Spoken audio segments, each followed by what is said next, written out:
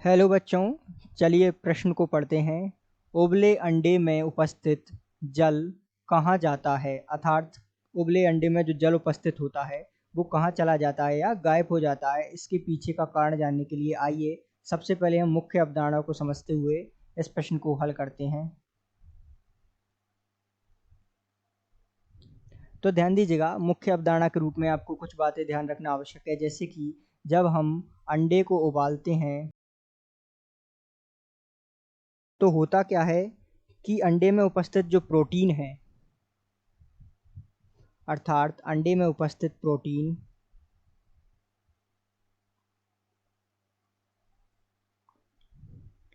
विकृत हो जाती है या इसका विकृतीकरण हो जाता है, जिस कारण से बाद में जो है इस विकृतीकरण के कारण से बाद में जो है स्कंदन की प्रक्रिया होती है।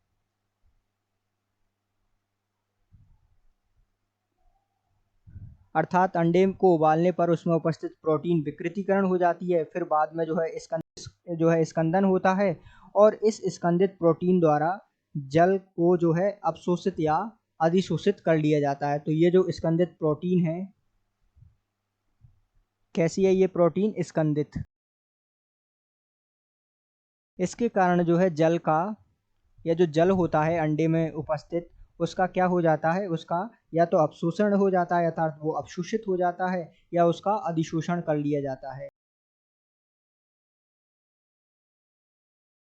अर्थात इस प्रक्रिया को समझिएगा कि उबले अंडे में जल कहाँ जाता है। तो इसका मुख्य कारण क्या है?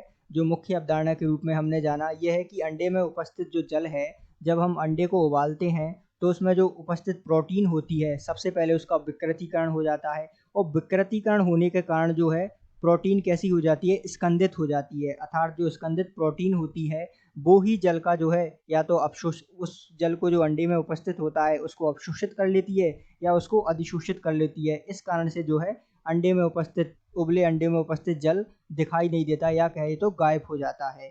तो इस प्रकार जो है आप इस प्रश्न को समझ सकते हैं। आशा करते हैं आपको समझ आया होगा। धन्यवाद।